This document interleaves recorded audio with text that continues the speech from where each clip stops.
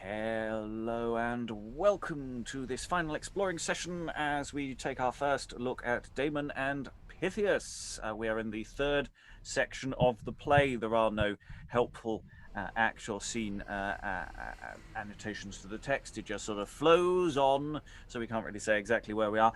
We are midway through a scene. We finished a scene which was fairly comic last time with some lower grade servants battling it out and then deciding to stop attacking each other and have a go at a collier for no readily apparent reason, because that's obviously the kind of comic play that you need to break up a very serious and emotional text that this is so far. So yes, we are a third of the way to the end. This is a final session. We're going to be reviewing the play overall towards the end, and to figure out how the play ends, we have this wonderful team of readers today. So reading the characters of Grim, Snap, and Damon is... Hi, I'm Eric, and that actually sounds like a really good, band name. It's the worst chartered accountants you could ever come across. Jack, Muses, and Pithias today will be read by... Lynsey Beauchamp, actor, lives in Norfolk. Reading Will and Dionysius today is... Lois Potter, retired academic, lives in London. Reading Aristippus today is... Hi, I'm Alan Scott, neither an actor nor an academic, living in summer. Reading Carisophus today is... Hi, my name's Elizabeth Amisu, and I'm also living in Romford. Reading Councillor Eubulus today is... Hi, I'm Sarah. I'm an actor, writer, and director coming to you from Germany. And reading Gronno and tooled up for action is... Hello, I'm Helen Good. I'm in Yorkshire, and my character is a headsman. And today, as Minister without portfolio and maybe stepping in if the doubling falls apart, is... Liza Graham, singer, actor, and Renaissance text coach in London. And I'm your host, Robert Crighton. I'll be reading stage directions and generally moving things along. So, as I said before, we are in the middle of a scene. We have Jack and Will, who are servants to the two courtiers, Aristippus and Carisophus, who have been sort of arguing with each other and fighting each other, as one says, "My master's better than your master's near," etc., etc. But then there's a delivery of coal. Is in theory going on, and Grim the collier turns up, and they decide to turn on him, setting up some potential comic business, which we are about to line up for us now. Grim has insulted Jack and Will for wearing ridiculous hose that are massively too big for them. So we've got a sense of the kind of servants, or more importantly, the kind of servant they are to which kind of courtier. We have Will and Jack have decided that they're going to play some sort of trick perhaps on them. Jack exited to fetch some filling ale for his good sermon. So Jack now re-enters with a pot of wine and a cup to drink on. Father Grim, because you are stirring so early, I have brought you a bowl of wine to make you merry. Wine, marry. This is welcome to colliers. Chill swapped off by and by. 'Twas stirring so early that my very soul is dry. Well, this is stoutly done. Will you have it warmed, Father Grim? Oh, 'tis warm enough. 'Tis very luscious and trim. 'Tis muscled and ichween. Of fellowship, let me have another spurt. I can drink easily now as if I sat in my shirt. Ay, cock, and you shall have it. But I will begin, and that anon. Je bois à vous, mon compagnon. Je vous plais, petit zone. Can you speak French? Here is a trim collier by this day. What man? I learned this when I was a soldier. When I was a lusty fellow and could whip trimly, better than these boy colliers that come to the court daily. when there were not so many captious fellows as now, that would turp men for every trifle, I wot not how. As there was one Damon, not since long taken for a spy. How justly I know not, but he was condemned to die. Ah, this wine has warmed him. This comes well to pass. We shall know all now, for in vino veritas. Father Grimm, who accused this Damon to King Dionysius? Of vengeance take him. 'Twas a gentleman, one Master the Carisophus. Carisophus? You clipped the king's language, you would have said Carisophus. But I perceive now either the wind is at the south, or else your tongue cleaveth to the roof of your mouth. Murren take thilk wine, if it so intoxicate my brain. That shall be hanged by and by, I cannot speak plain. You speak knavishly plain. Seeing my master, you do mock. In faith, there you go, I will make you a lobcock. Father Grimm, what say they of this Damon abroad? All men are sorry for him, so help me God. They say a false name accused him to the king wrongfully, and he's gone and should be here tomorrow to die. Also his fellow, which is in prison, his room shall supply. Shall not be his half for 40 shillings, so I tell you plain. I think Damon be too wise to return again. Will no man speak for them in this woeful case? No, to warrant you, when Master Aristippus is in place, where he may do good, but he frames himself so, whatsoever Dionysius willeth, to that he will not say no. 'Tis a subtle box, he will not tread on thorns for none. A merry hairy cop 'tis, and a pleasant companion, a right courtier, and can provide for one. Will, how like you this gear? Your master, Aristippus, also at this collier's hand hath had a blow. But in faith, Father Grimm, cannot ye colliers provide for yourselves far better than courtiers? Yeah, I trow. Black colliers go in threadbare coats, yet so provide they that they have fair white groats. Ech may say in council, though all day I moil in dirt, shall not change lives with any in Dionysius' court. For though their apparel ne'er be so fine, yet their credit is far worse than mine.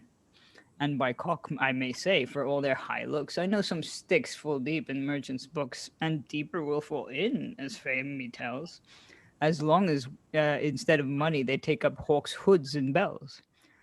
'Tath a mad name. It is called Ichwing Centum Pro Cento. Some in other courts make others laugh merrily, when they wail and lament their own estate secretly. Friendship is dead in court, hypocrisy doth reign. Who is in favor now, tomorrow is out again. The state is so uncertain that I, by my will never be a courtier, but a collier still. It seemeth that colliers have a very trim life. Colliers get money still. Tell me if troth is it. It's not that a trim life now as the world goes. For all day, though I toil with my main and might, with money in my pouch, I come home merry at night, and sit down in my chair by my wife, fair Alison, and turn a crab in the fire as merry as Pope John. That Pope was a merry fellow of whom folk talk so much. Had to be merry withal, had gold enough in his hutch. Can gold make men merry? They say, who can sing so merry a note as he that is not able to change a groat?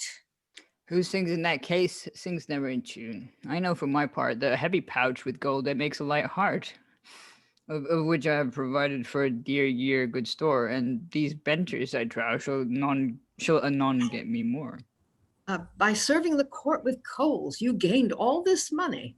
By the court only, I assure you. After what sort, I pray thee tell me? Nay, their bait an ace called Bolton. I can wear a horn and blow it not. My lady, the wiser man. Shall I tell you by what sleight I got all this money? Well, then, if we're not indeed. No, I warrant you. Yet in a few words, I will tell you this one thing. He is a very fool that cannot gain by the king. Well said, Father Grimm. You are a wily collier and a brave. I see now there is no knave like to the old knave. Such knaves have money when courtiers have none. But tell me, is it true that abroad is blood?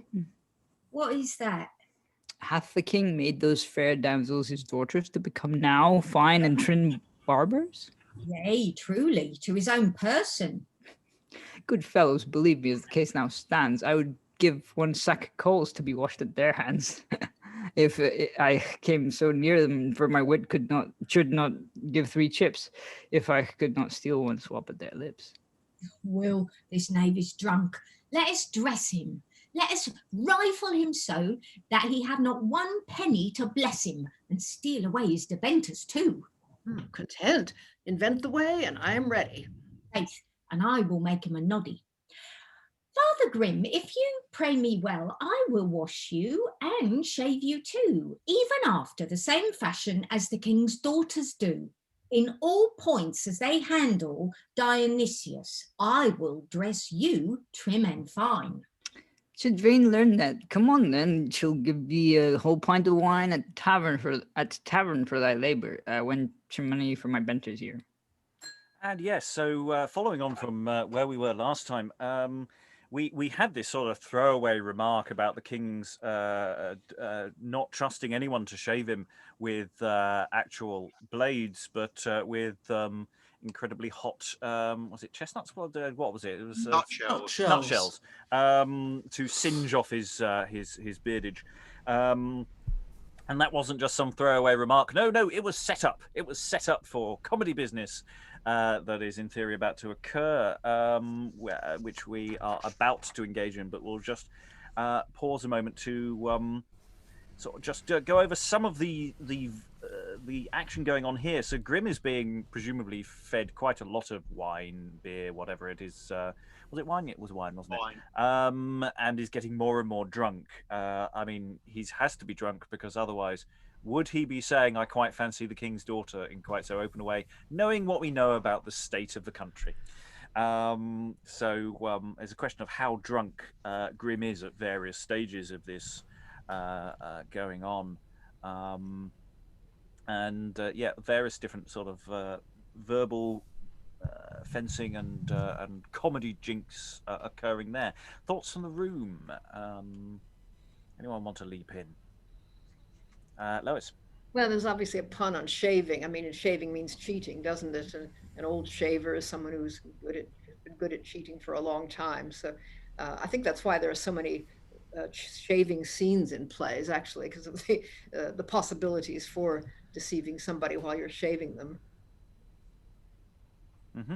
Other thoughts, Helen?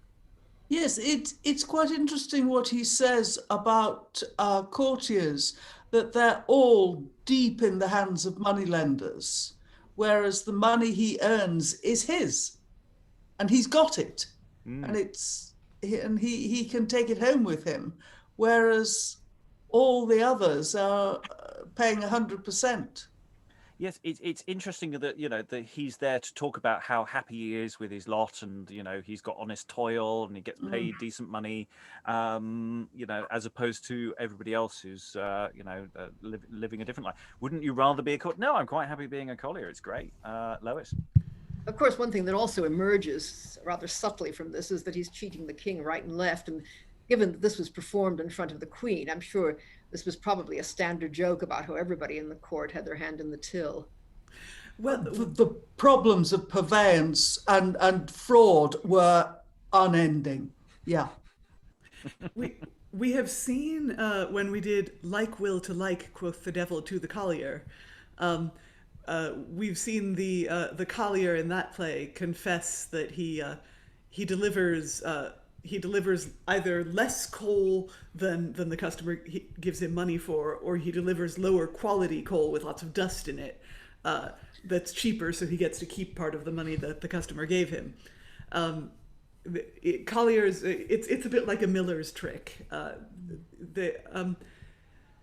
But given what's coming up for poor Grim, I still feel kind of sympathy with him, especially since he does have another trope that's often associated with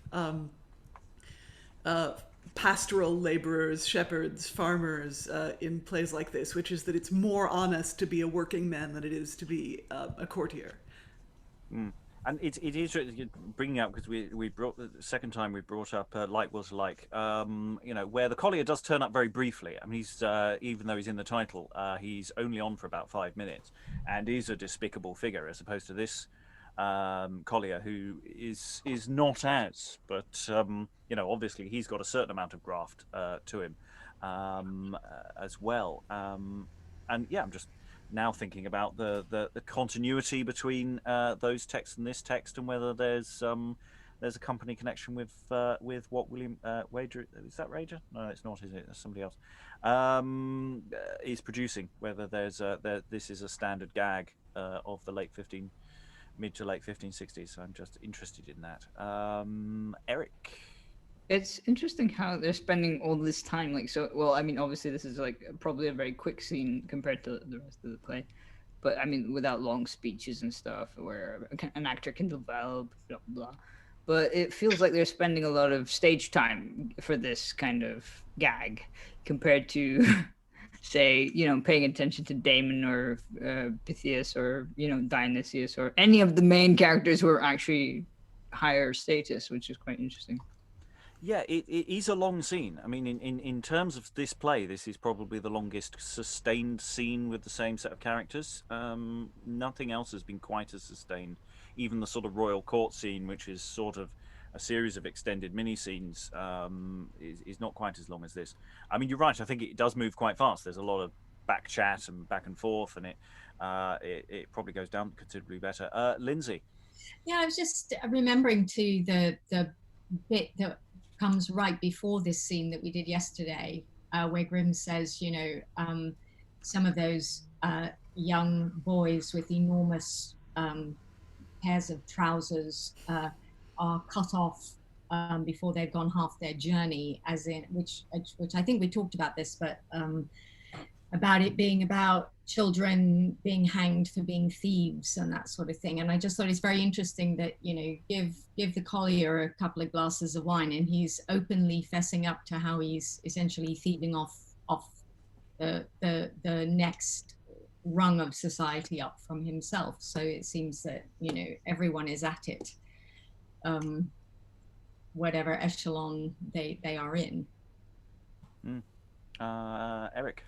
I just happened to scroll down by accident, and I think I'm still talking to myself later on. Are you now? Oh, that's nice. Grimm and Snapper in the same scene later on. Excellent. I'll make a It note should be and fun. see who we'll throw to someone else. Liza may step in at that point. So just you maybe snap in a bit. That's entirely possible. I don't think you probably speak to it yourself though you may just be in the same scene, if that makes sense.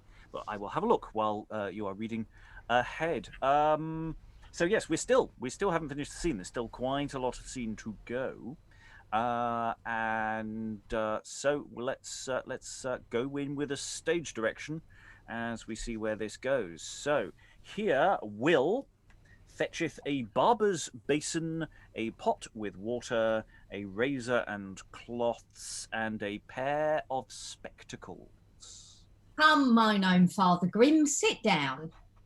Mass, to begin with all, here's a trim chair. What, man, I will use you like a prince. Sir boy, fetch me my gear. Here, sir. Hold up, Father Grimm. You see, my head doth swim. My costly perfumes make that. Away with this, sir boy, be quick. Aloysy, Aloysy, how pretty it is. Is not here a good face? A fine owl's eyes, a mouth like an oven. Father, you have good butter teeth, full seen. You were weaned, else you would have been a great calf. Ah, trim lips to sweep a manger. Here is a chin as soft as the hoof of an horse. Doth the king's daughters rub so hard? Hold your head straight, man, else all will be marred. Ah, your lady, you are of a good complexion. A right Croydon sanguine beshrew me. Hold up, Father Grimm. Will, can you bestir ye? Methinks after a marvellous fashion you do besmear me. It is with an unguentum of Daucus Malchus that is very costly. I give not this washing ball to everybody. After you have been dressed so finely at my hand, you may kiss any lady's lips within this land. Oh, you are trimly washed. How say you? Is not this trim water? It may be wholesome, but it's pungent sour. It scours the better. Sir boy, give me my razor. You're at hand, sir. God's arms, it's just a chopping knife, 'tis no razor. It is a razor, and that a very good one. It came lately from Palermo. It cost me 20 crowns alone. Your eyes dazzle after your washing. These spectacles put on. Now, view this razor. Tell me, is it not a good one? They be gay barnacles, but I see never the better. Indeed, they be a young sight, and that is the matter. But I warrant you, this razor is very easy. Go to then, since you begun, do as it please ye. Hold up, Father Grim. Your razor doth hurt my lip. No, it scrapeth off a pimple to ease you of the pip. I've done now. How say you? Are you not well? Chum lighter than I was, the truth to tell. Will you sing after your shaving? Mass content, but she'll be pulled first ere I sing. Nay, that shall not need. You are polled near enough for this time. Go to then lustily. I will sing in my man's voice. Chave a troubling bass bus. You would like to hear the bob, but we will give it. Set out your bussing bass, and we will quiddle upon it. And Grim singeth thus, and Jack singeth, and Will singeth onwards. Nidden and to nidden. Nidden and toodle toodle too nidden. Is not the Grim the collier most finely shaven? Why, my fellows think I'm a cow that you make such toying. Hey, by your lady, you're no cow by your singing. Yet your wife told me you were an ox. Did she so? 'Tis a pestilence queen. She's full of such mocks. But go to, let us sing our song merrily. And here we have a stage direction. The song at the shaving of the collier. I don't know precisely how the following dialogue / singing functions. So continue and see how it goes. Such barbers God send you at all times of need.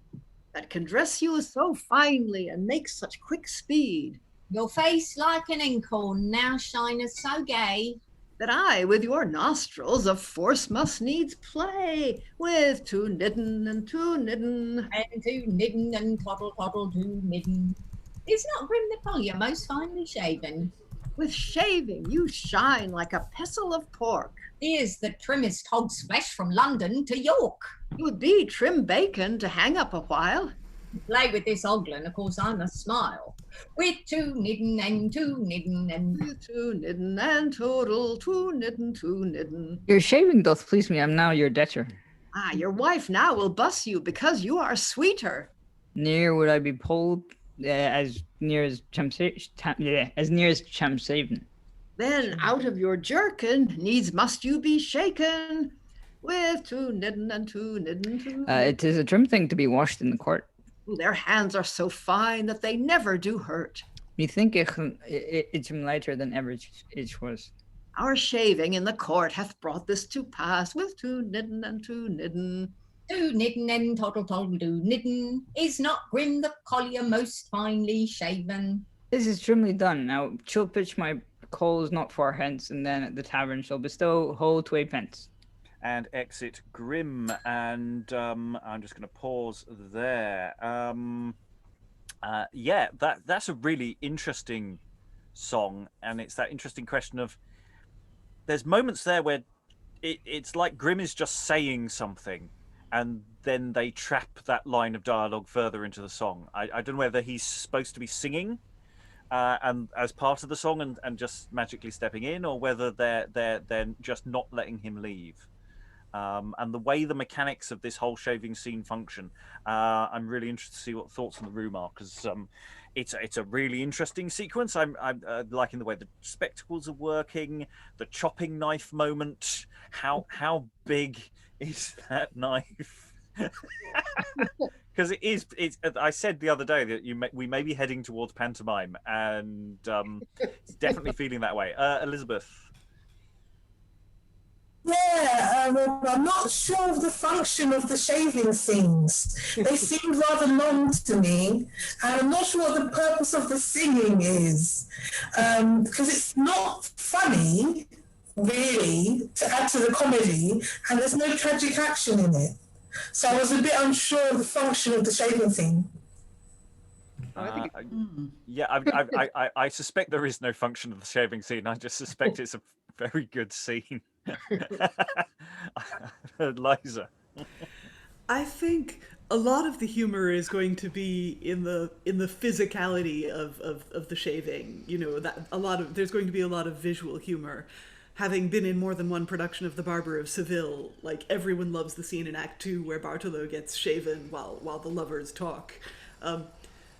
And I wonder if the spectacles are green spectacles with colored glass in them, or they make him unable to see somehow. I'm also very much reminded of the scene in the Marx Brothers film Monkey Business, where they're on an ocean liner and they shave a guy who's got a big mustache, and Harpo shaves one side and Chico shaves the other side, and they keep having to even it up until they give him like this tiny little toothbrush, and then they take that off, and then he looks in the mirror and is horrified and chases them off stage, and they do that for no reason. It's just anarchic comedy. I have the feeling that the singing, that the song is a set piece. This whole scene seems like a thing that seems like a comedy bit that the author could have inserted into any play.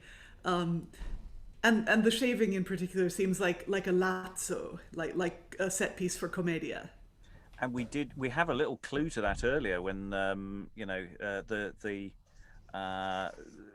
the toasting in to each other's health potentially says Zanni, so it could be a commedia reference there.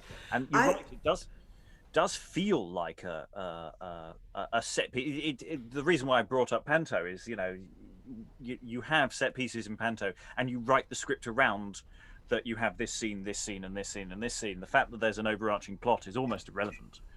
Yeah, I mean, those are lazzi as well. I mean, commedia and panto are cousins from afar. The other thing, I think that I think I'm right in saying that I've seen to shave used elsewhere in plays of this period as slang for to steal something from someone, or to extort money somehow from a person. I think I've seen it. And of course, that is what has happened. There's been no stage direction, but they have, while Grimm has been wearing the spectacles, they have taken his money and possibly his coal as well. Yeah, there's so much about this scene which is not here in this text and is just intimated by the text. The potential of this scene is considerably greater than the text is initially telling you. Lynsey. Yes, I think that's right. And he says, Grimm says this thing about, I took to mean I want you to cut my hair even shorter as well. And Jack says, oh, well, for that you have to take your coat off. And so that's presumably where he gets pickpocketed from there. And I took the glasses to be kind of glasses that made big things seem small. So that this enormous razor will appear apparently to him small, and essentially then he can't see that they're taking everything he has, I guess. Yeah, and it's also the question of how much hair he has in the first place. I mean, what kind of wig set or beard setup is being lopped off? How many pieces does it come off in? And the idea that you've got a massive meat cleaver and they have to put these ridiculously long bottle glasses on and suddenly it seems like it's tiny you've got lovely lines about trimming hog's flesh. It would trim bacon to hang up a while. It's that close a shave, people. Sarah, muted at the moment. Yeah, it's because I'm new to this play today and I don't know who any of these characters are or what their context is. But I have to say, when I was reading it, I was I was having a bit of a Sweeney Todd moment. I was thinking, because it is so anarchic, I was thinking, oh, okay, they've got this massive cleaver and they're talking about hogs. Like, are they gonna, slit his throat any minute? But it didn't go down that dark path. But it was kind of gleeful, and I did wonder if it was gonna tip. Lois and Helen. I was just struck by the fact that Grimm sings bass. Does that mean he's an adult actor or an older child or what? Because obviously this would make for a nicer song with two high voices and one deeper one. That would make sense. I was going to ask Liza about that, because I've put down, Grimm singing bass, whether it was a drone and underlying what they're singing, or whether it was just he's singing a bass part. Yeah, I wonder. I'm going to have to look into this, because when he says, I have a fine bass buzz, that strikes me as something, that strikes me as like a specific genre, which might have been a regionalism or a specific kind of singing. My guess, which I have to emphasize is no more than a guess, is that maybe a bass buzz is when your singer imitates the buzz on a hurdy-gurdy, which some hurdy-gurdies of the period have a buzzing mechanism that makes the whole body of the instrument vibrate when you turn the crank, and it makes a sort of zzz, zzz, zzz. In other cultures like Central Asian or steppe cultures, people do that by what's called throat singing, but I've never heard of that being a tradition in these islands. Still, what a fun little thing to investigate. Yeah. Helen.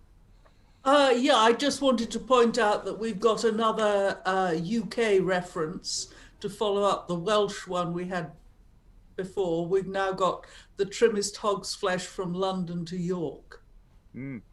Syracuse has somehow dropped out of the picture. Yes, they refer to a pope too in 300 something BCE.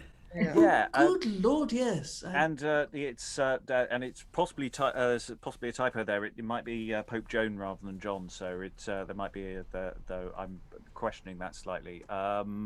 Lynsey. Yeah, just to say, and I can't remember what it was, but when Grimm first came on in yesterday's session, I remember I didn't have time to really think it through because I was reading Grimm, but I remember thinking, oh, this is an adult. This part must be played by an adult. So this connecting it with that, having a bass voice or a bass buzz would make sense. I've been trying to find what made me think that yesterday, and I haven't been able to find it yet. Yeah, the idea of matching up these two Will and Jack do seem to be much younger boy actors, that Grimm might be either older or hey, could be the schoolmaster, could be the author. Eric. Yeah, you kind of get the impression that they're like maybe dancing around him and he's like trying to swat them like flies or something. And obviously he's being older and like maybe thicker. I mean, like in terms of like body mass, he's a bit slower as well. Also, it just kind of, I don't know, it's just dodgy. Like having these young kids, well, I mean, kids, assuming like they're young teens, I don't know, handling sharp objects, and you're like, go away. I do not want to lose like my neck or anything. Like I wouldn't trust them like with nail scissors, let alone, Yeah, that's where the idea of having massively outsized props and very small actors makes that even funnier. Alan, and then we'll move on. Yeah, just a very quick thought. I mean, would the boys at Chapel Royal be expelled immediately their voice started to break?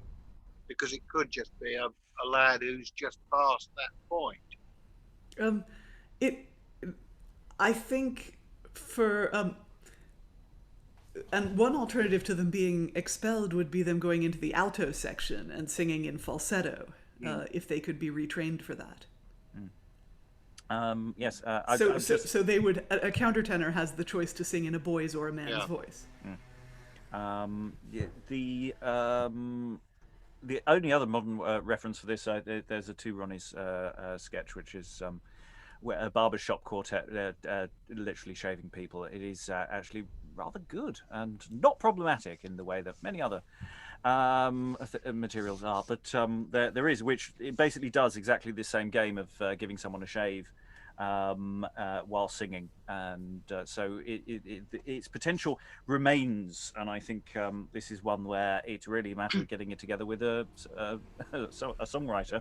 I'm assuming we don't have music for this because I've got no note on it, so that's a one for creatives to come up with something. But we're going to move on because we need to finish the scene. Liza is going to be reading in Snap over the close of the scene. There's very little of this scene left to go. Shouldn't really have stopped there when I did, but I did. So exit Grim. Farewell, by cock. Before the collier again do us seek, let us into the court to part the spoil, share and share alike. Away then. And they exit, but here re-enter Grim. Out, alas, where shall I make my moan? My pouch, my benches, and all is gone. Where is that villain that did me shave? He hath robbed me, alas, of all that I have. And here entereth Snap. Who crieth so at the court gate? I, the poor collier that was robbed of late. Who robbed thee? Two of the porter's men that did shave me. Why, the porter's men are no barbers. Oh, vengeance take them, they are quick carvers. What stature were they of? As little dapper knaves as they trimly could scoff. They're lackeys, as near as I can guess them. Such lackeys make me lack, and holder beswinge them. Chairman done, they have my benters too. Dost thou know them if thou seest them? Yea, that I do. Then come with me, we will find them out, and that quickly. I follow Master Tipstaff. They be in the court most, it is likely. Then cry no more, come away.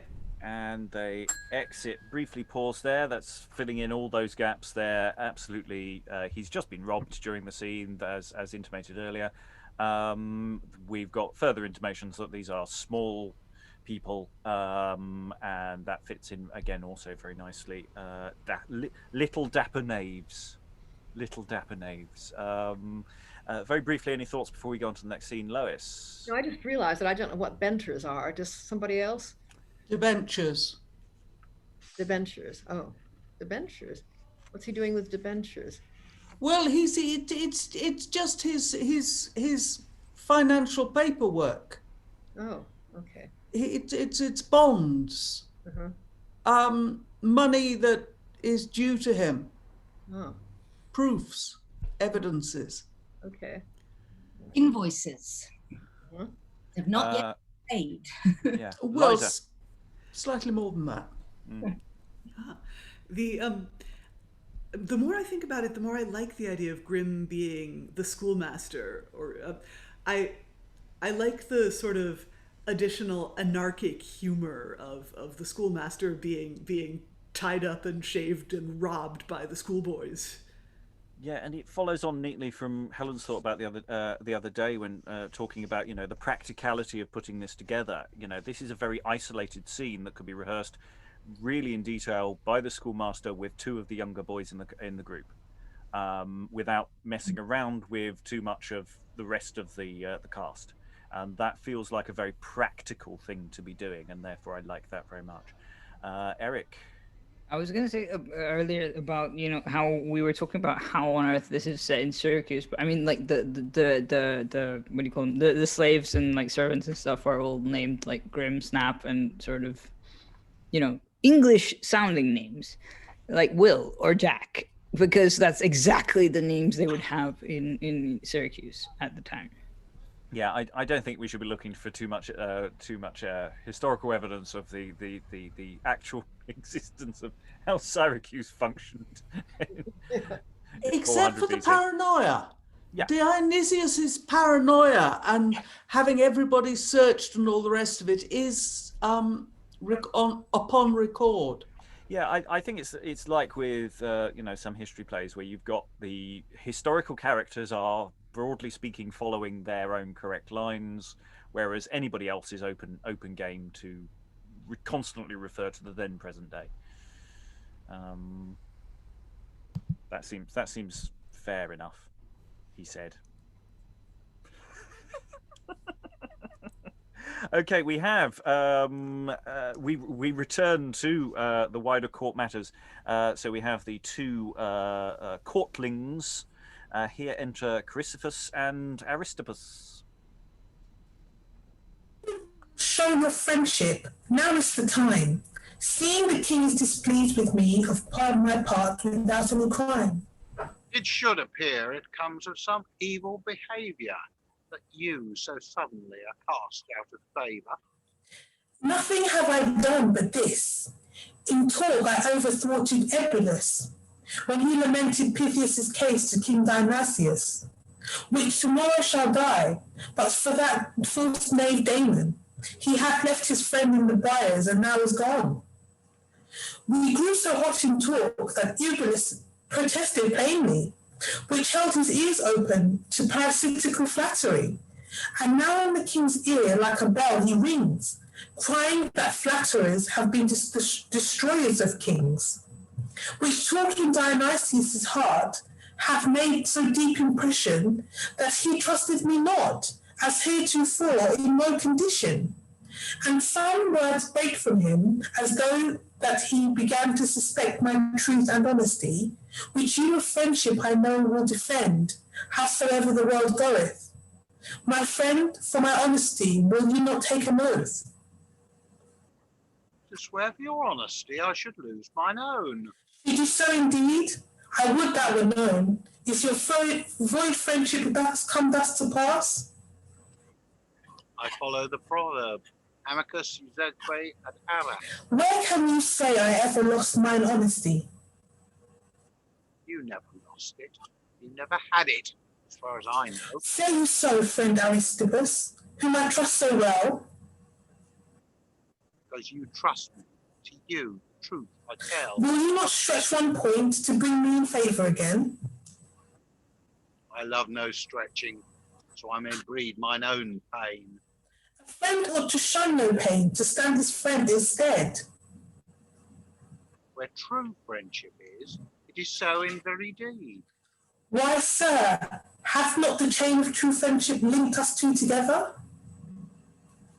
Chiefest link lack thereof, it must needs dissever. What link is that? Fain, I would know. Honesty. Doth honesty knit the perfect knot in true friendship? Yea, truly, and that knot so knit will never slip. Belike then, there is no friendship but between honest men.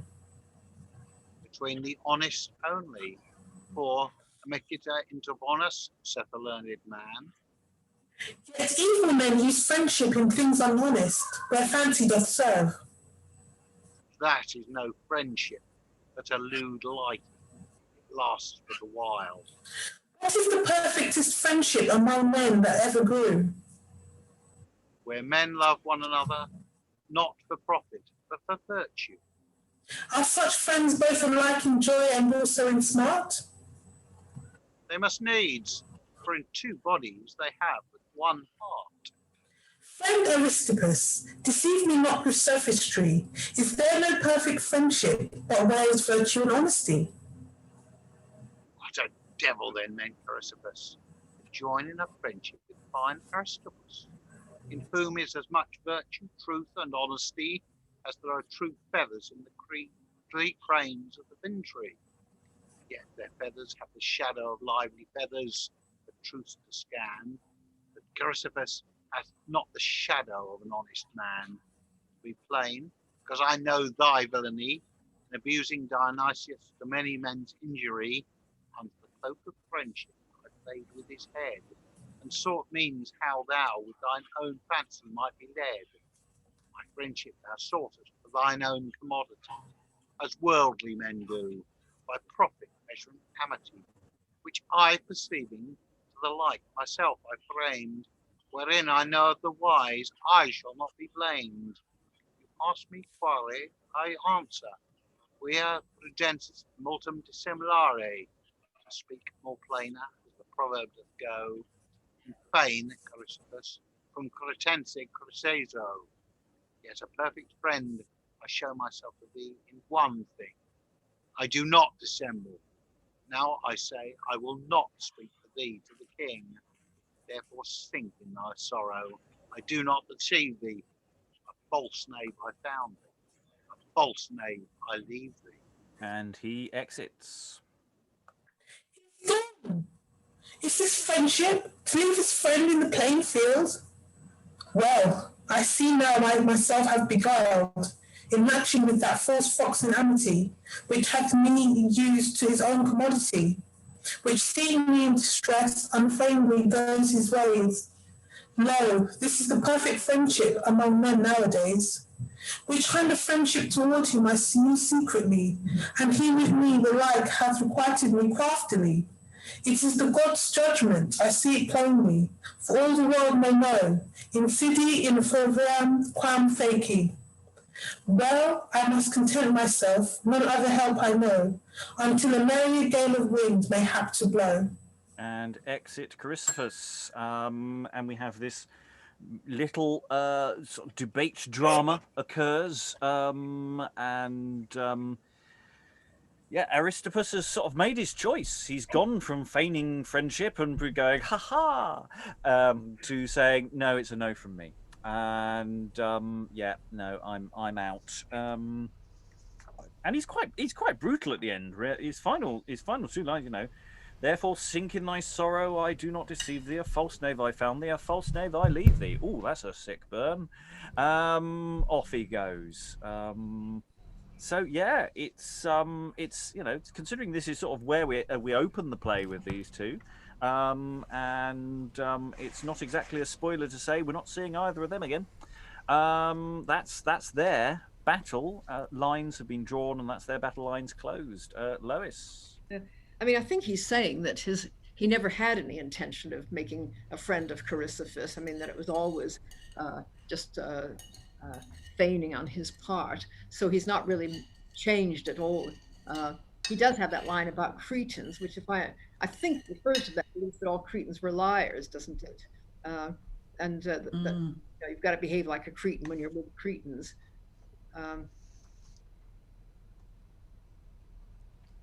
Other thoughts? Elizabeth, then Helen. Yeah, I really enjoyed the exploration of friendship in this scene. It's just like this scenette. I really enjoyed the different facets of friendship that they discussed, and I like the banter and the play off each other between Aristippus and Carisophus. I thought it was really intriguing. Yeah, Helen. Yes, it's a good backwards and forwards there, and of course, an awful lot of the play is about what is friendship, because we've got the contrasting friendships. What I particularly enjoyed, though, was the shout out for somebody's favourite pub, the Three Cranes in the Vintry. Yeah. Yes, well-known inn on the banks of the Thames is the footnote I've got here. So yes, absolutely. We've had this question before occasionally. You know, is that a pub name? And here we can say yes. Oh well, it's obvious. I mean, it's yes, it's perfectly obviously a pub name.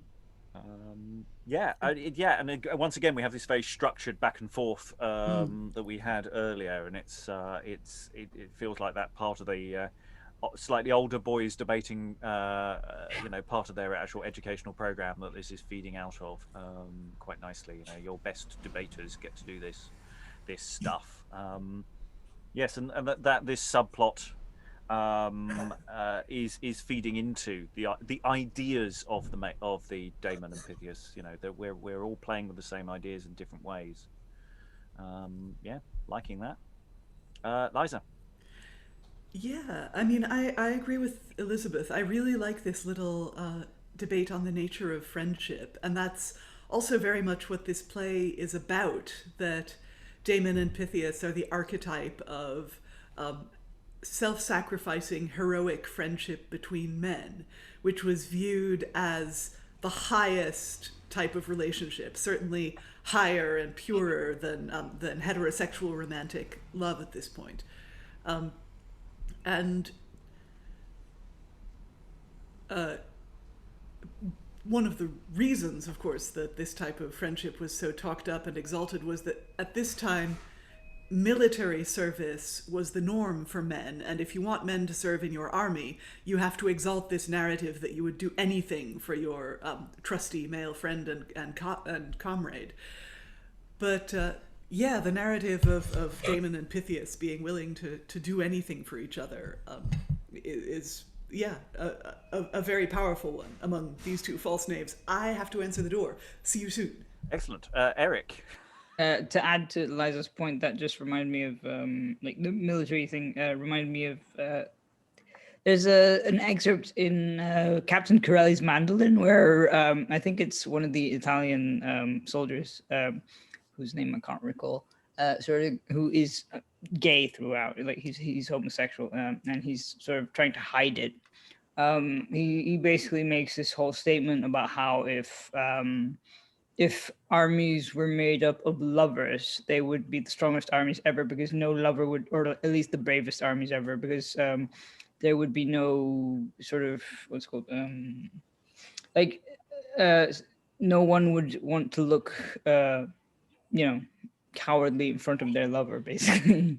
Something like that. Lois. I think that's out of Plato's Symposium, isn't it? The idea of the perfect army. Probably. Lovers. But it's also like I remember that excerpt very clearly because it was like particularly striking. Yeah, well, it would be. Yeah, I mean, what strikes me about this scene also is that, Aristippus gets the last word and he's very witty and everything, but there is a sort of condemnation of him from Grimm, oddly enough, earlier on when he's describing what's happened and says that, Aristippus is a courtier and he's not going to do anything for Damon. He's looking after his own interest and he's really good at that. And I think it's quite interesting that the play doesn't really condemn him, but, implicitly, not only is he not a friend to Carisophus, which is all right because he never intended to be and because Carisophus doesn't deserve it, but he's not a friend to anybody really except himself. Lynsey, then Helen, then Alan. Yesterday I had this thought, which I don't think I mentioned, but ties in with this, that Aristippus it struck me as the example of that, and forgive me because I can't remember who said it, but that saying that all that requires evil to flourish is that good men do nothing. Like, or it's sorry to paraphrase, but it's something like that, and one of you guys will know who it comes from. But I just thought that seems to me to be what Aristippus is an example of, is he's not overtly acting badly, but he's just letting things happen because he doesn't see why he should concern himself with it. Yes, there's something inherently selfish about what he's doing, as opposed to other characters who might speak up on other people's who collude. There is a really interesting sort of picture of the state here and the people who function within it. Helen. As somebody brought up Plato in this context, it might be worth noting that Plato famously tried to tutor Dionysius's son, Dionysius II, and it was a disaster. Yes, Dionysius to the wrath of anyway. He tried to make him a philosopher king, as in the Republic. And no, it did not work. It didn't take. Alan. Yeah, I was just thinking that Aristippus was effectively being almost courted by Carisophus at the beginning. And I think the implication of friendship was always more on C's side than A's. And coming back to the discussion about the loyalty and battle, Rolf Harris' Two Little Boys Before His Fall.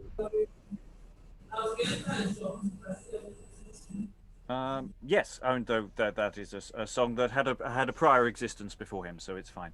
But yes, that idea is very strong. We will move on. We've got another little sort of pre-CNET coming up. Just a note for future, Liza, if you can stay with being Snap when we get to Snap. We won't get to Snap for a while. That would be fab. We're going to go to a slightly different scene. So stand by Eubulus, please, and the offstage Muses. Who deals with kings in matters of great weight, when froward will doth bear the chiefest sway, must yield of force, their There need no subtle sleight, no painted speech the matter to convey. No prayer can move when kindled is the ire. The more ye quench, the more increased the fire. This thing I prove in Pithias' woeful case, whose heavy hap with tears I do lament. The day is come when he, in Damon's place, must lose his life. The time is fully spent. Naught can my words now with the king prevail. Against the wind and striving stream I sail. For die thou must, alas, thou seely Greek. Ah, Pythias, now come is thy doleful hour. A perfect friend, one such a world to seek. Though bitter death shall give thee sauce full sour, yet for thy faith enrolled shall be thy name among the gods within the book of fame. Who knoweth his case and will not melt in tears, his guiltless blood shall trickle down anon. And then the Muses sing. Alas, what hap hast thou, poor Pythias, now to die? Woe worth the man which for his death hath given us cause to cry. Methink I hear, with yellow rented hairs, the Muses frame their notes, my state to moan. Among which sort, as one that mourneth with heart, in doleful times myself will bear a part. Woe worth the man which for his death hath given us cause to cry. With yellow rented hairs, come on, you Muses nine, fill now my breast with heavy tunes, to me your plaint resign. For Pithias I bewail, which presently must die. Woe worth the man which for his death hath given us cause to cry. Woe worth the man which for his death hath given us cause to cry. Was ever such a man that would die for his friend? I think even from the heavens above, the gods did him down send to show true friendship's power, which forced thee now to die. Woe worth the man which for his death hath given us cause to cry.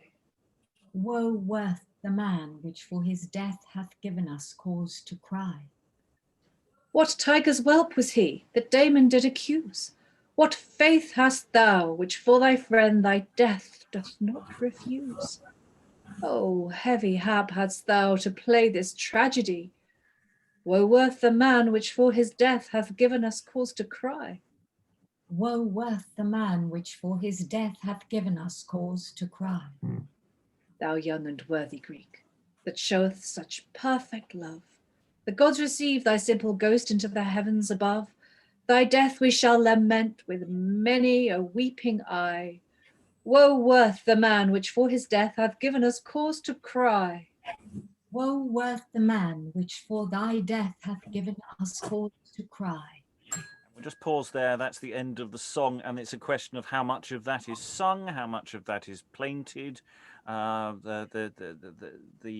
question: are the Muses there renting at their hair, tearing at their? Are they visually there, or are they off stage just singing? What's going on? Is this the third plaintive song that we've had? This play does have. That seems to be the sad songs it seems to be really specializing in. We've only had one jokey fun comedy number with the barber scene, so yeah, it's really laying this on thick. We've gone from comedy to this interesting scene about friendship and are you going to help me in my position in the court, and then we come to this with the good counselor Eubulus just going, well, he's screwed. And the Muses are singing. It's a very weird, but hopefully very beautiful scene. I think it's there's something fascinating here. Lynsey. Yeah, I just wondered whether, depending on what it, where it was performed, if there was a minstrel's gallery and the boys would be, 9 boys above would be the Muses singing down, maybe. They have access to lots of singers, so I would be amazed if this isn't for a really choral moment. If Eubulus is one of the best singers, I see Eubulus singing this. I don't think this is spoken, but I could be wrong on that. And that this is a whole song that functions that way. Other thoughts, Liza? Yeah, I was intrigued by the speech before the song because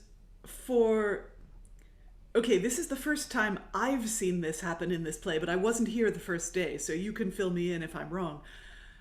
But I can't recall elsewhere in this play we've gone out of rhyming couplets into ABAB, which is and we're in and this speech is also in stricter pentameter, in stricter meter than we've seen the dialogue heretofore.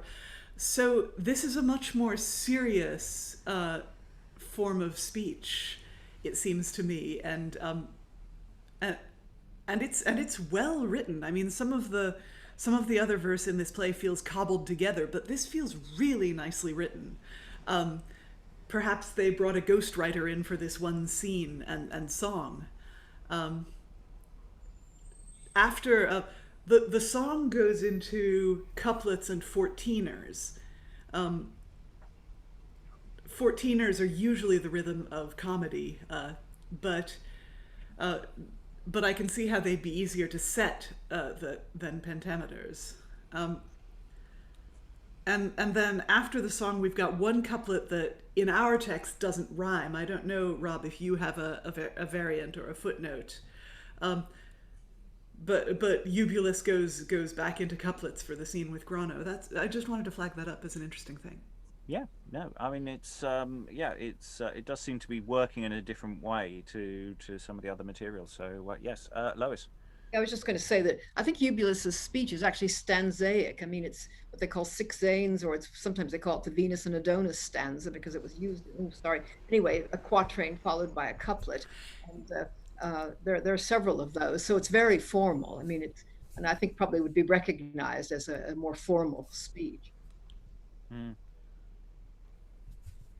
Other thoughts before we move on, because there's a whole world opening up now. Eric, before we move forward. Well, yeah, I can't help but think that like the Muses are actually supposed to be like the Fates here instead of the Muses, because like it would take like probably a different type of person to die. I don't know, like maybe sort of it was the only sort of it just seems out of place, right? Like he's not a poet, he's not sort of literary, he's not sort of creative in any way. So it seems strange that he's calling upon the Muses to help sort of, or like that he can hear the Muses, as opposed to sort of, I don't know, maybe Fates just sound weird in this context. Lois.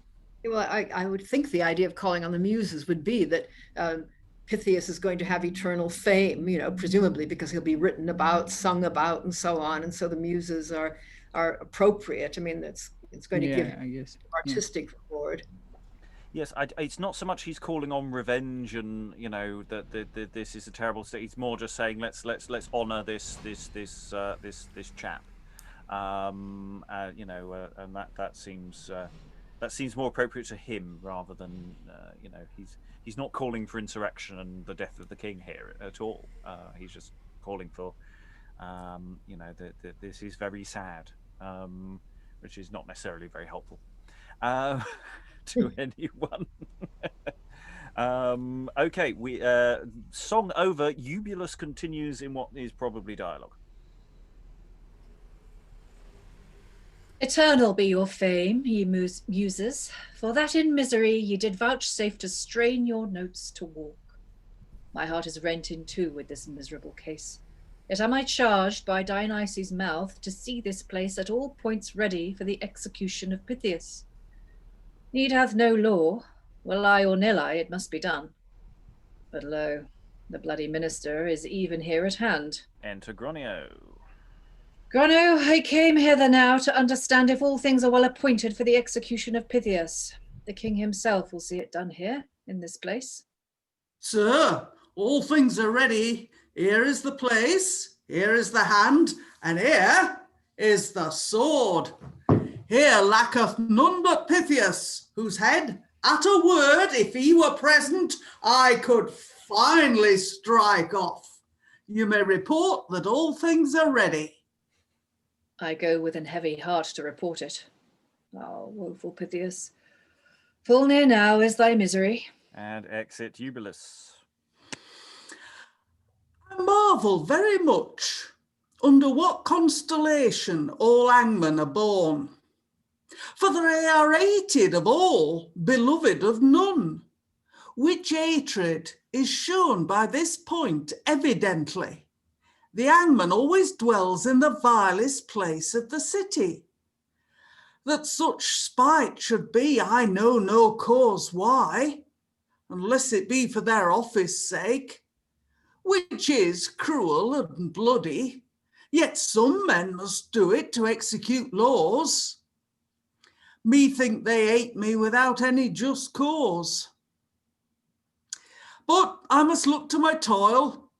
Pithias must lose his head at one blow, else the boys will stone me to death in the street as I go. Ah, but hark, the prisoner cometh, and the king also. I see there's no help. Pithias his life must forego. I'm just briefly going to pause there. Don't you love to see a man who enjoys his work? It's not fair that people don't like you. Well, someone's got to do it. Yeah, absolutely. Any brief thought? I mean, apart from, isn't he great? I'm liking Gronno. He's got some lovely lines. And he's and really a good nice. prop. And a good prop. I mean, this isn't an executioner's sword. I mean, one of those really big handed ones would be nice. Liza. One of the things I like about Edwards, I mean, that he gives Gronno that little speech. I mean, he doesn't have to. It's just part of the what I think is so nice about the play. Yeah, I mean, Gronno has been consistently well written. I mean, he doesn't have a lot to say, but by God, he does say it. It's really nice. Liza. I do like the point that he must lose his head at one blow, because if you take more than one blow to do it, the boys will stone you to death in the street. It's more than my job's worth, mate. I mean, there are all kinds of grisly accounts of executions where the heads person missed their stroke and took more than one stroke, because it's surprisingly difficult. Lots of bones and tendons and tough stuff in there. Not that I've ever tried to cut off anyone's head myself, mind you. No, yeah, that's a form of experimental archaeology we're not going to engage in here. Right, let's move on, because we're still very much mid-scene. So, as Gronno had indeed stated, here entereth Dionysius and Eubulus again.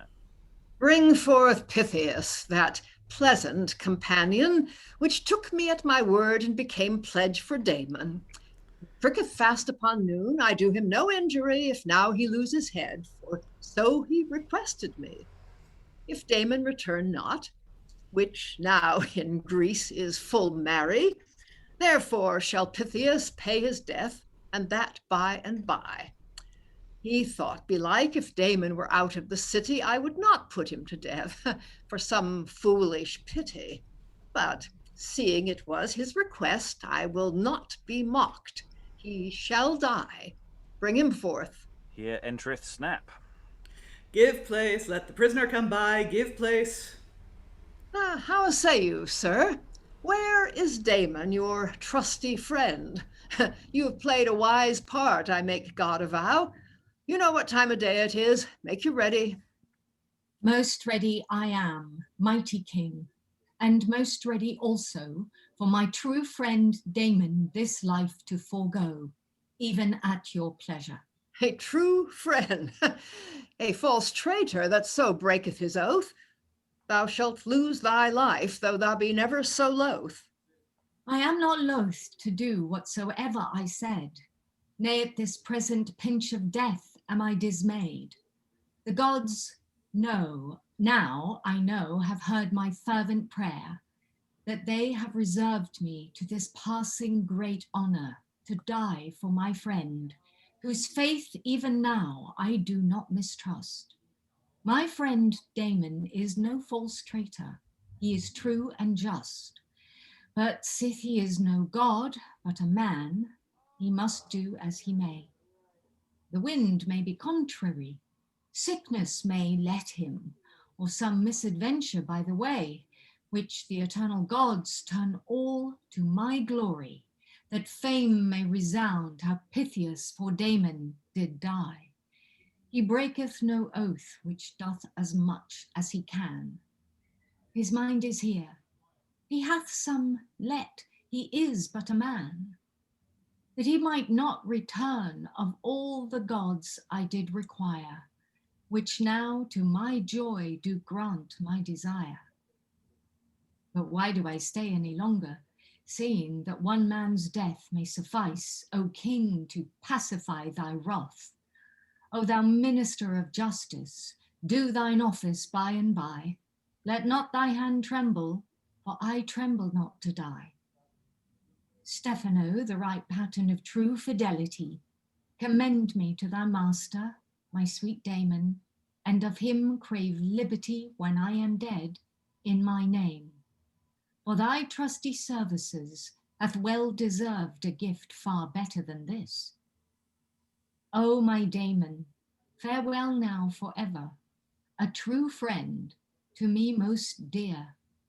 Whiles life doth last, my mouth shall still talk of thee, and when I am dead, my simple ghost, true witness of amity, shall hover about the place wheresoever thou be. Eubulus, this gear is strange.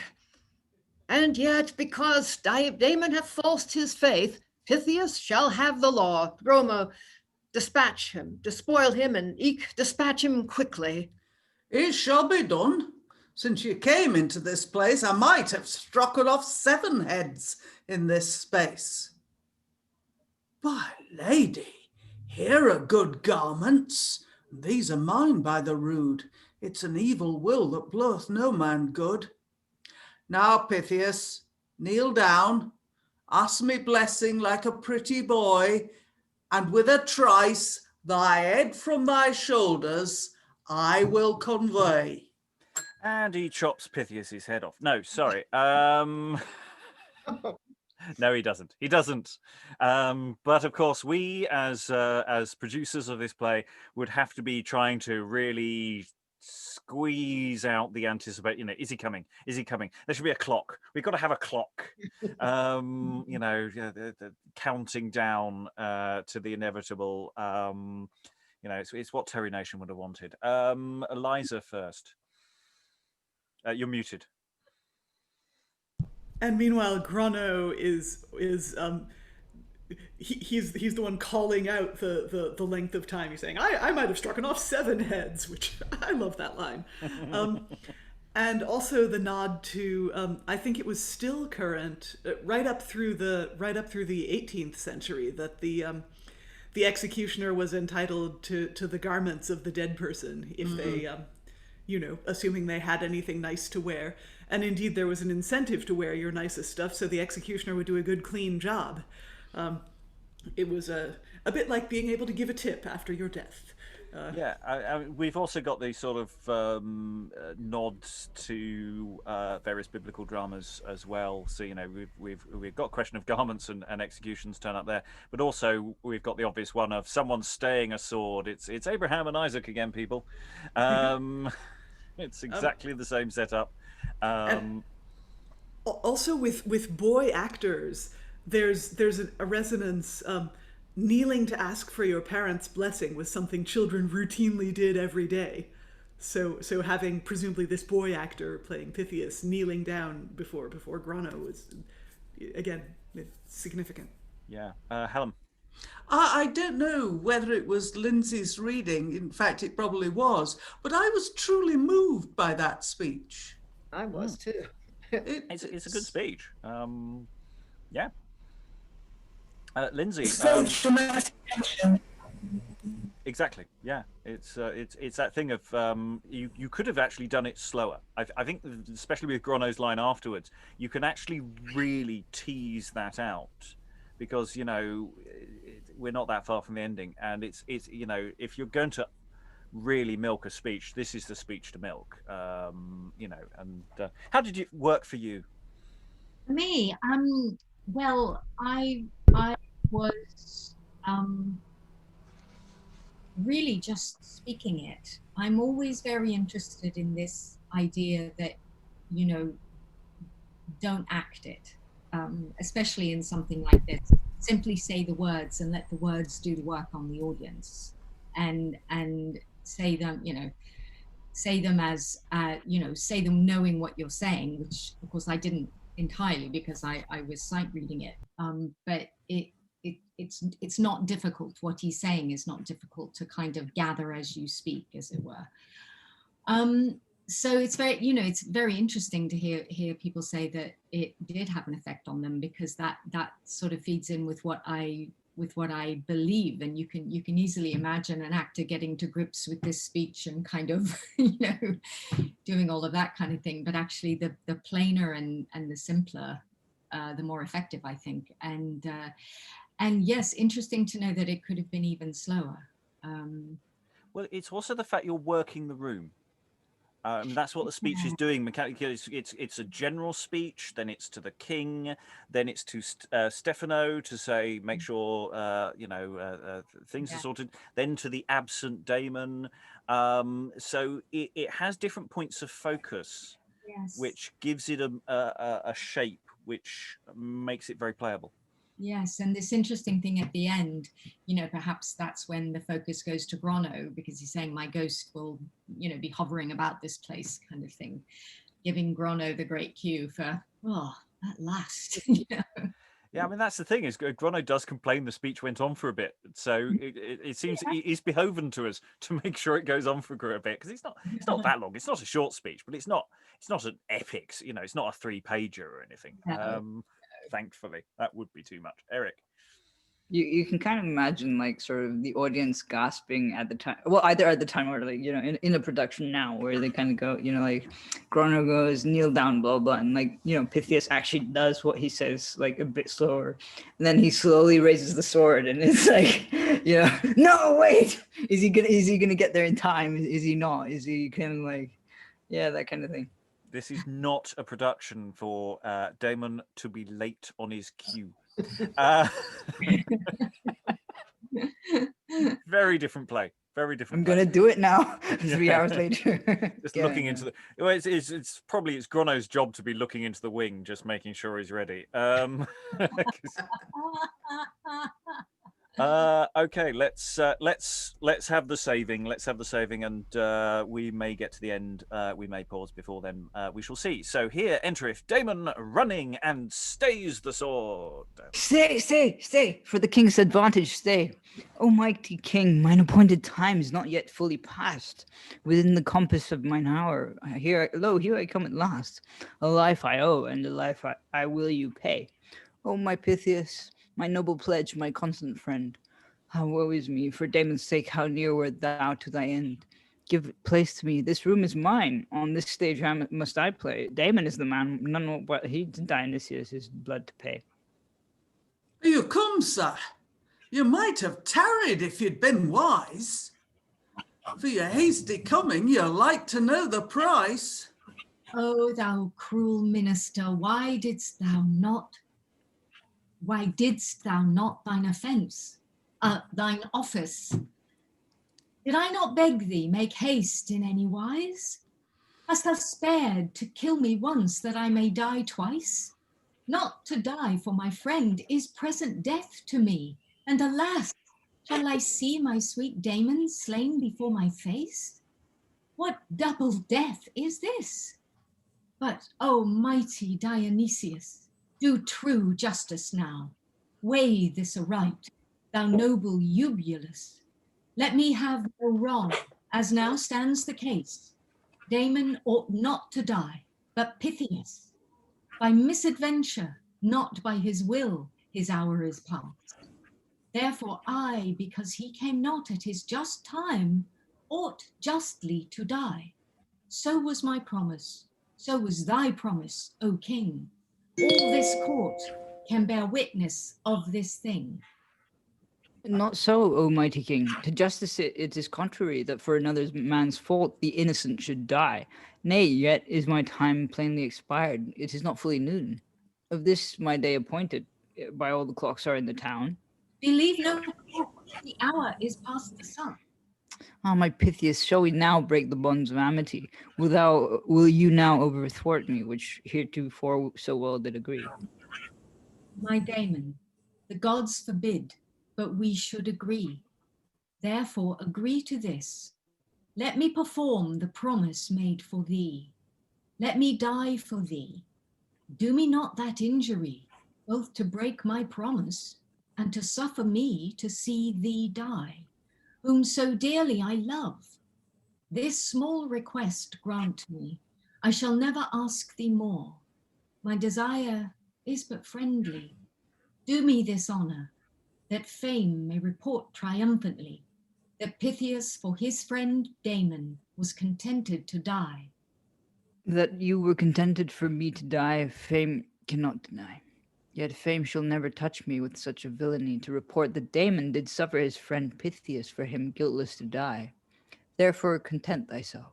The gods requite thy constant faith. None but Damon's blood can appease Dionysius' wrath. And now, O mighty king, to you my talk I convey, because you gave me leave my worldly things to stay, to requite that good turn ere I die, for your behalf this I say. Although your regal state Dame Fortune decketh so, that like a king in worldly wealth abundantly ye flow, yet fickle is the ground whereon all tyrants tread.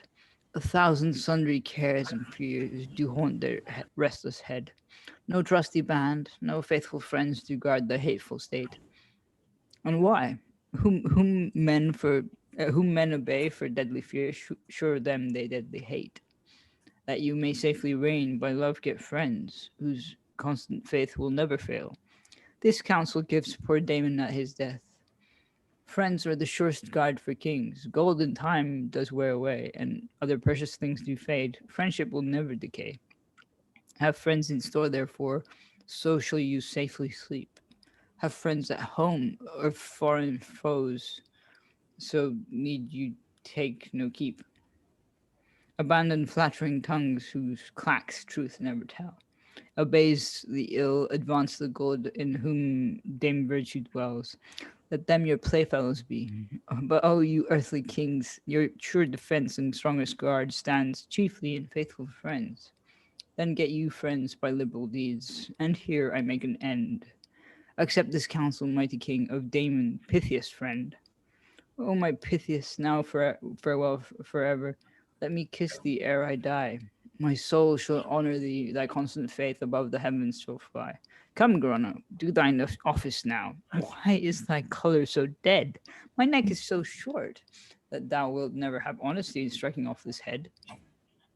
Eubulus, my spirits are suddenly appalled, my limbs wax weak.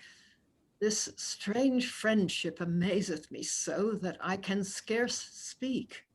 O mighty king, let some pity your noble heart move. You require but one man's death.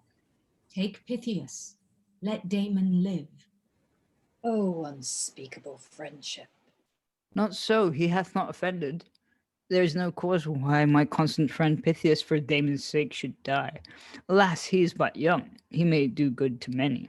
Thou coward minister, why dost thou not let me die? My hand, with sudden fear, quivereth. O noble king, show mercy upon Damon, let Pythias die. Stay, Gronno, my flesh trembleth. Eubulus, what shall I do? Were there ever such friends on earth as were these two? What heart is so cruel that would divide them asunder? Oh, noble friendship, I must yield. At thy force I wonder. My heart this rare friendship hath pierced to the root and quenched all my fury. This sight hath brought this about, which thy grave counsel, Eubulus, and learned persuasion could never do. Oh, noble gentlemen, the immortal gods above hath made you play this tragedy, I think, for my behoof. Before this day, I never knew what perfect friendship meant. My cruel mind to bloody deeds was full and wholly bent. My fearful life I thought with terror to defend. But now I see there is no guard unto a faithful friend, which will not spare his life at time of present need. Oh, happy kings who in your courts have two such friends indeed. I honor friendship now, which that ye may plainly see. Damon, have thou thy life, from death I pardon thee. For which good turn I crave, this honor do me lend. O friendly heart, let me link with you. To you make me the third friend. My court is yours, dwell here with me. By my commission large, myself, my realm, my wealth, my health, I commit to your charge. Make me a third friend. More shall I joy in that thing than to be called, as I am, Dionysius, the mighty king. O mighty king, first for my life most humble thanks I give. And next, I praise the immortal gods that did your heart so move, that you would have respect to friendship's heavenly lore. For seeing well, he need not fear, which hath two friends in store. For my part, most noble king, as a third friend, welcome to our friendly society. But you must forget you are a king, for friendship stands in true equality. Unequal though I be in great possessions, yet full equal shall you find me in my changed conditions. Tyranny, flattery, oppression, lo, here I cast away. Justice, truth, love, friendship shall be my joy. True friendship will I honor unto my life's end. My greatest glory shall be to be counted a perfect friend. For this your deed, most noble king, the gods advance your name. And since to friendship's law you list your princely heart to frame, with joyful heart, O king, most welcome now to me, with you will I knit the perfect knot of amity. Wherein I shall instruct you so, and Damon here, your friend, that you may know of amity the mighty force, and eke the joyful end. And how that kings do stand upon a fickle ground, within whose realm at time of need no faithful friends are found. Your instruction will I follow. To you myself I do commit. Eubulus, make haste to fetch new apparel fit for my new friends. I go with joyful heart. Oh, happy day. And exit Eubulus.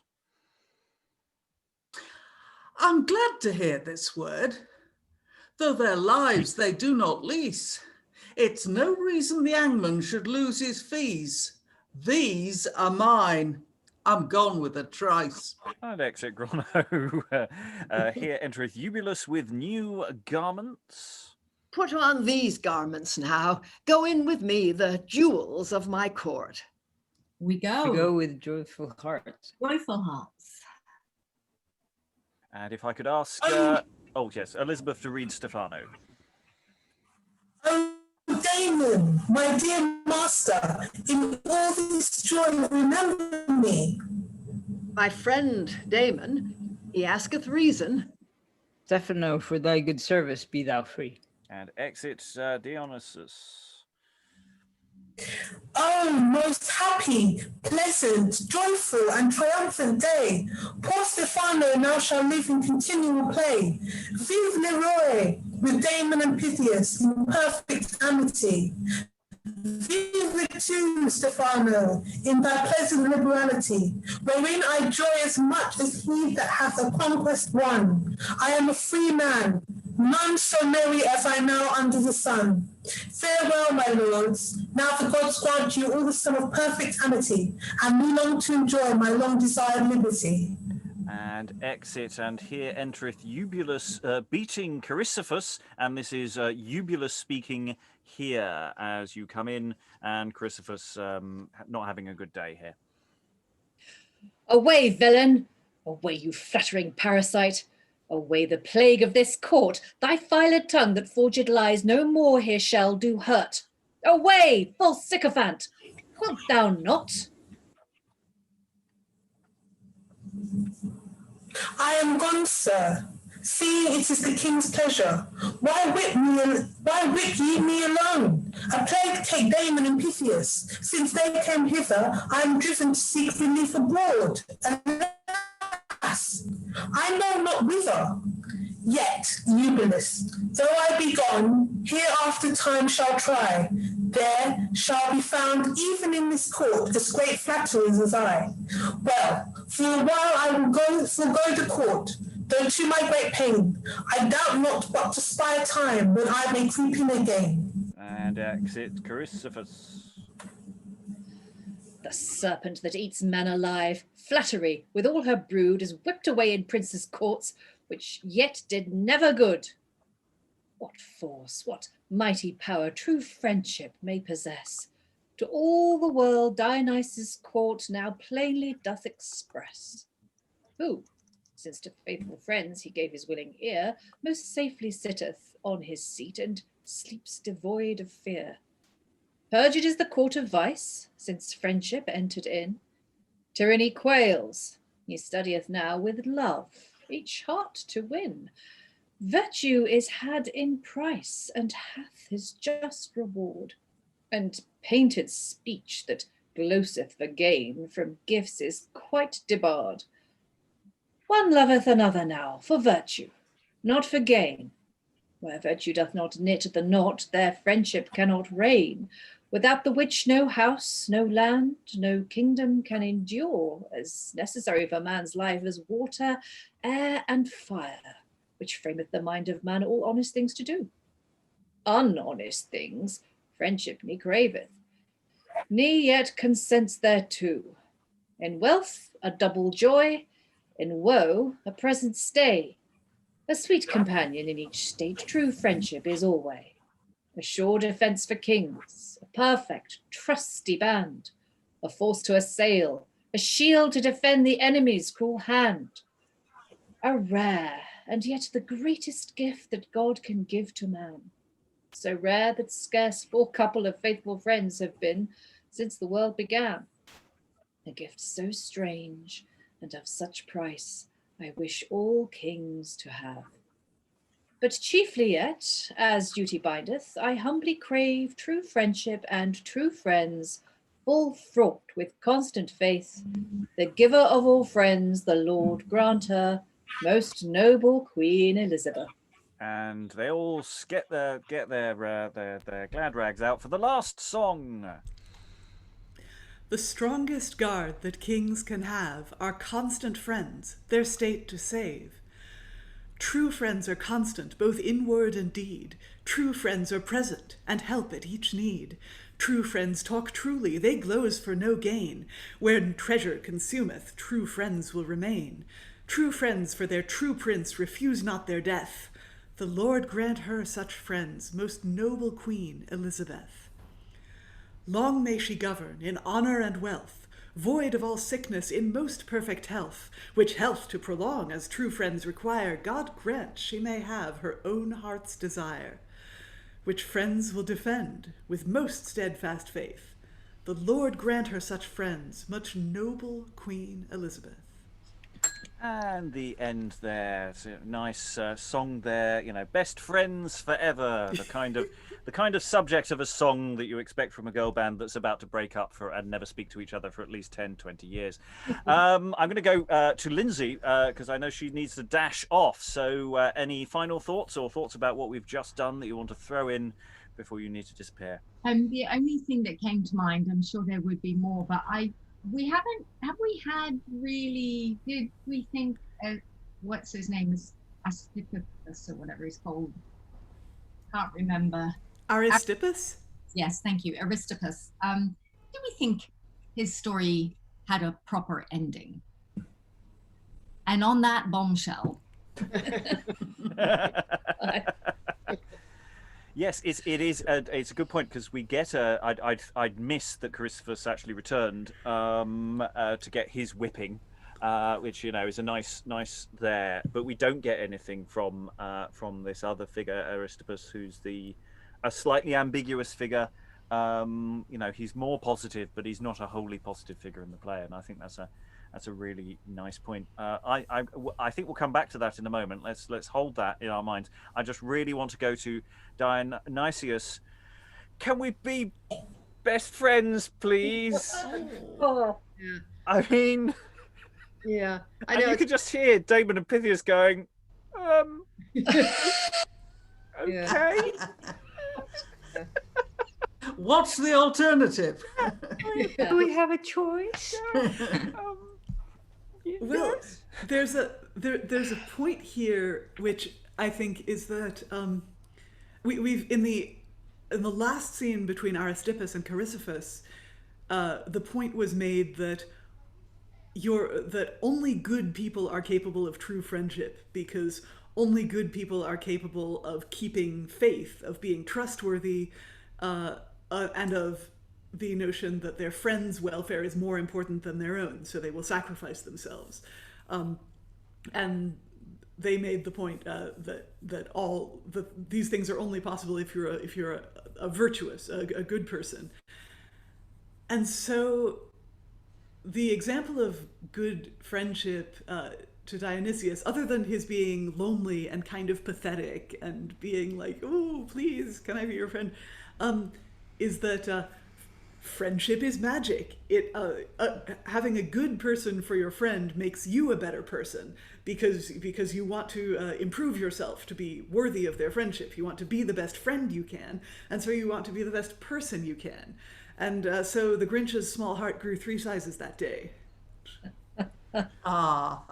Yes. Yeah, I mean, it's really interesting because we've got this continuation of the scene. We've got these people going, kill me, no, kill me. No, you should kill me. Have you look at the clock, see what the clock says. I ignore the clock, go by what the sun says. And I said there should be a clock, and didn't I say there should be a clock? Dude, BCE. Yeah.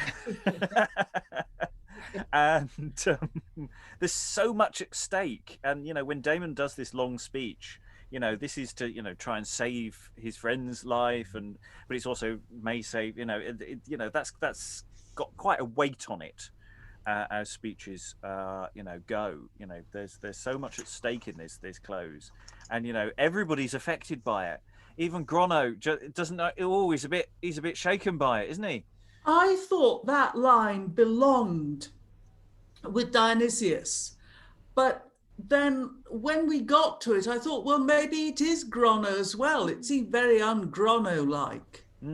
I felt it had been wrongly attributed, but maybe I was wrong. No, it seems to be accurate. So it fits. I mean, Stephano says nothing during the whole sequence, which I find interesting. I wonder about that. He turns up at the end of the scene once it's all over.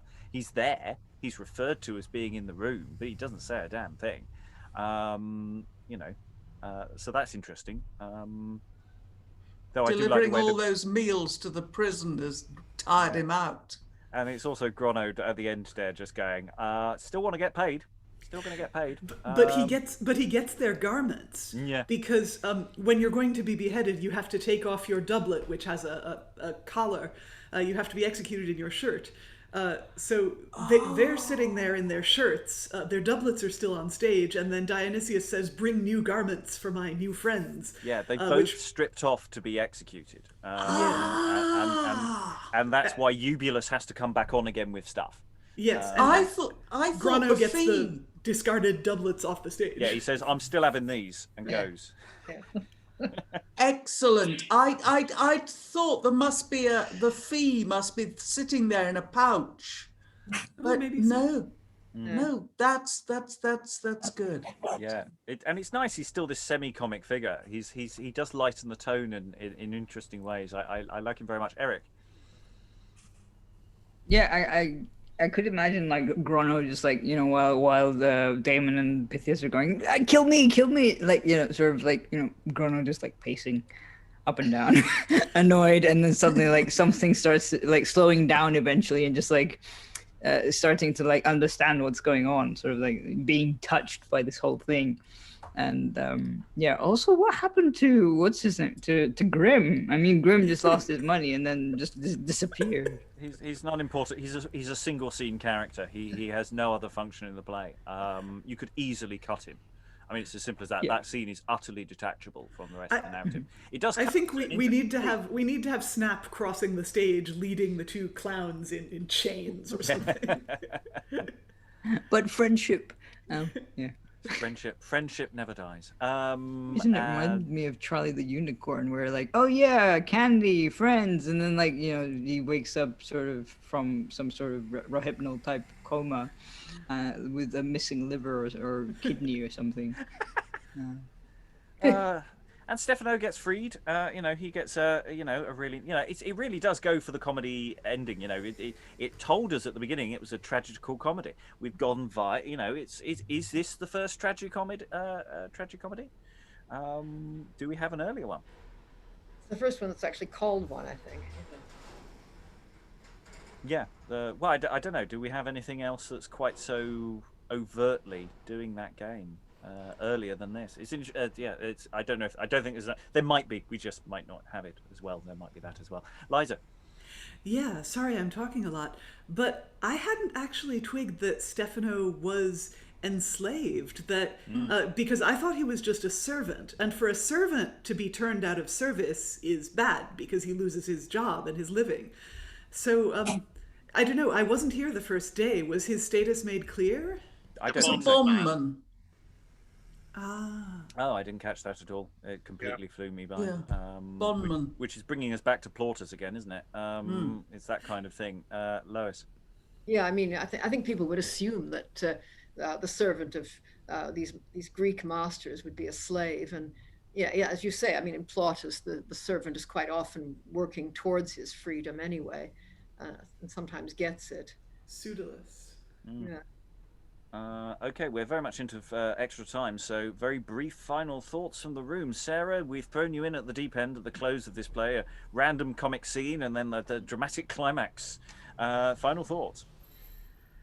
Yeah, it's funny because I was involved in a discussion the other evening where we were talking about how one of the most damaging plot lines in storytelling that ever evolved was the one where the malignant narcissist magically is transformed into a good person by the power of virtue and friendship.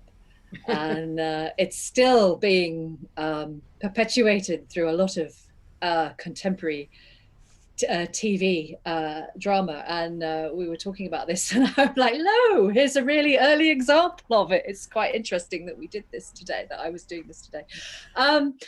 But yeah, I really enjoyed it, the bit that I did. It was kind of interesting coming in where I did, because that comic scene that we started with sort of set me up for a particular expectation, which was then completely obviously pulled away.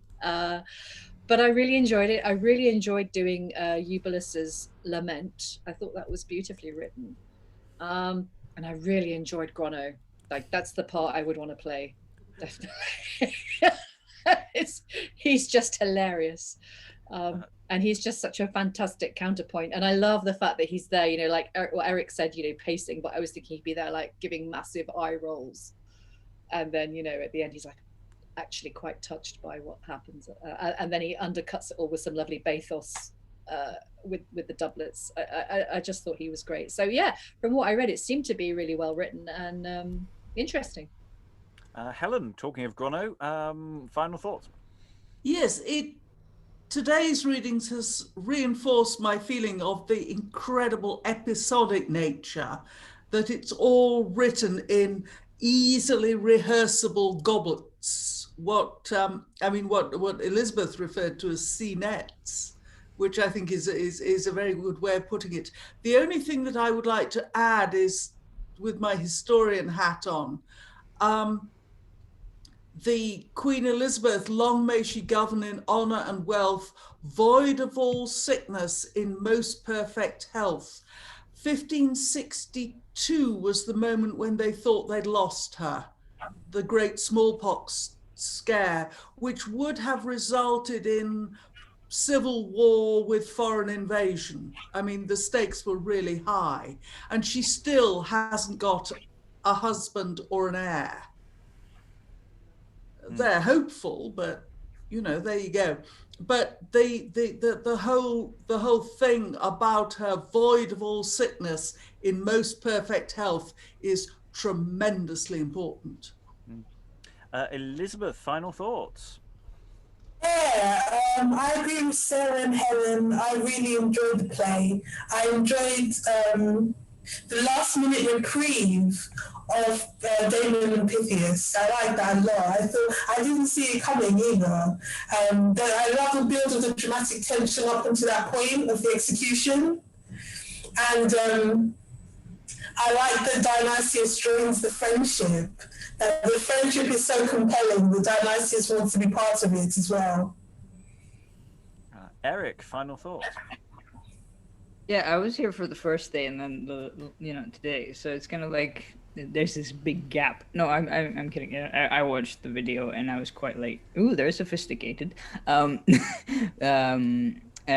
it was just like, I don't know, it's a story that we've seen before, I feel like, not necessarily in plays like of this era, but in mythology and that kind of stuff.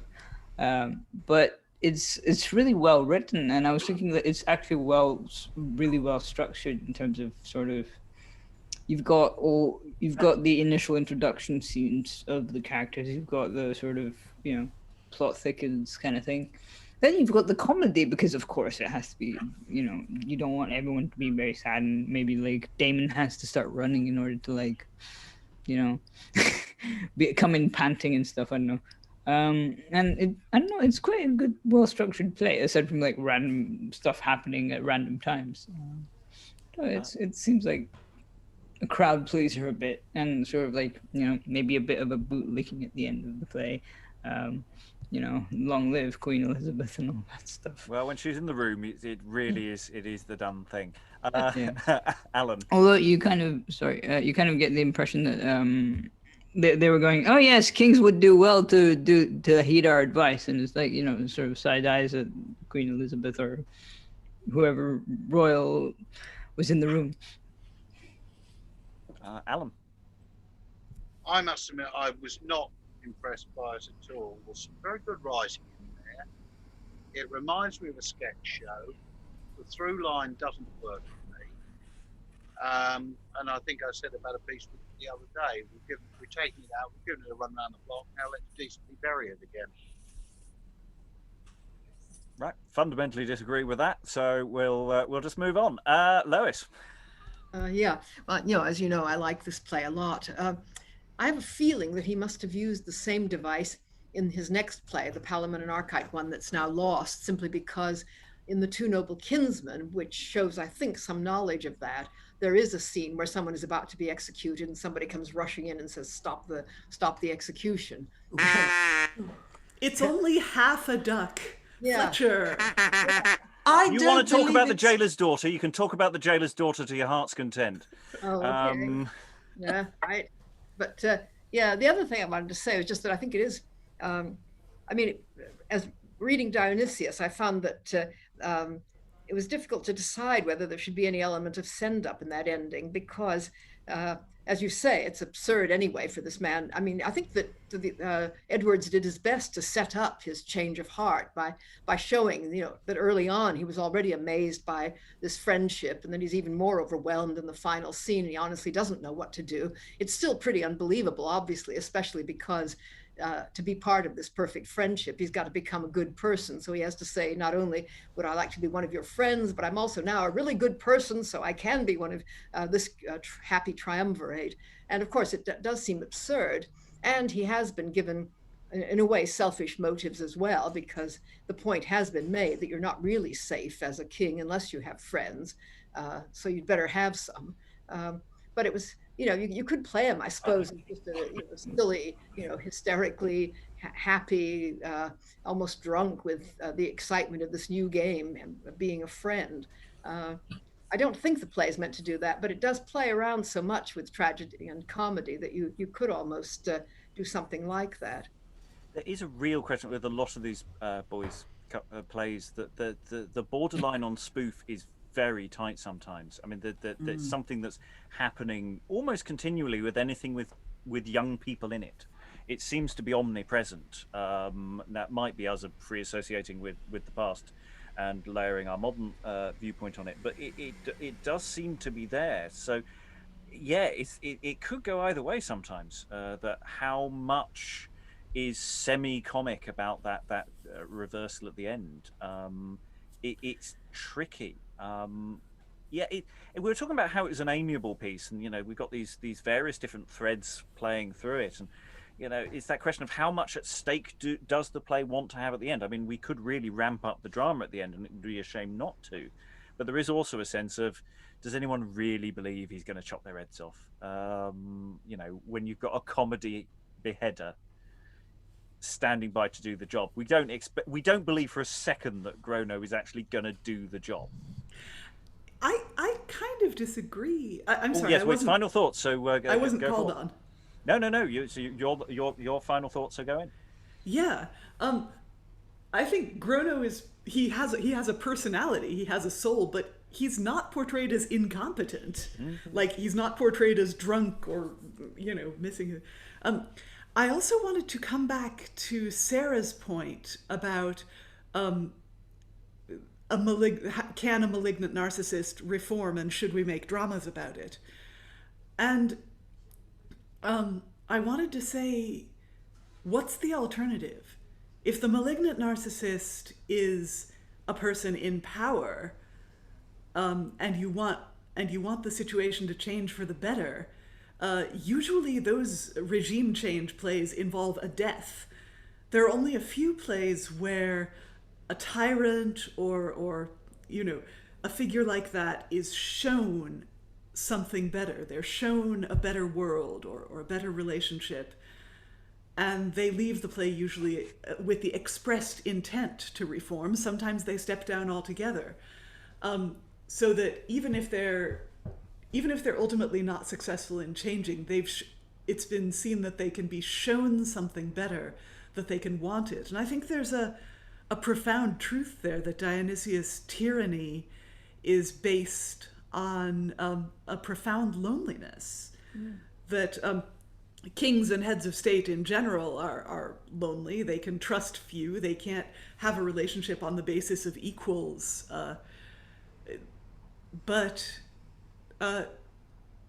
And so, as well as the emotional value of friendship, I think there's a broader point being made that that friendship is emblematic of a better world, and this is a better world that you can have. The way to have a good friend is to be a good friend, and the way to be a good friend is to be a better person.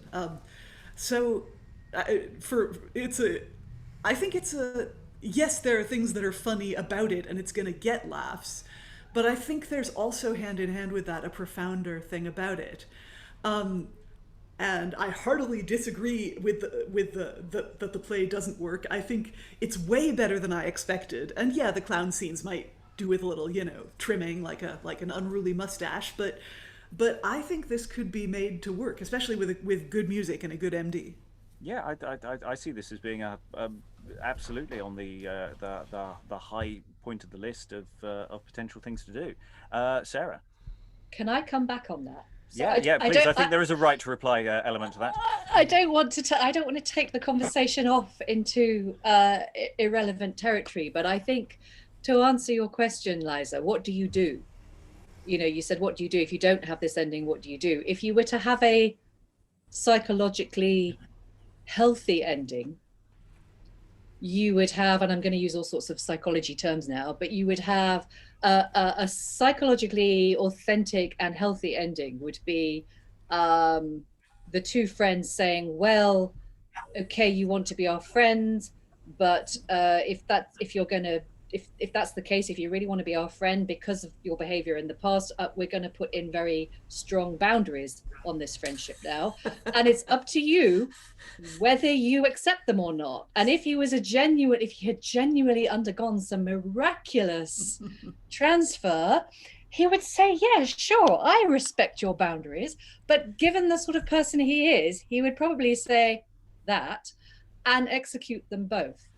So like if you want a happy ending in this sort of situation, it does have to be an artificial ending. But And Doesn't he do that though? No, isn't there? Don't Damon and Pythias put in clauses there on? It's not. We'll just be your friends.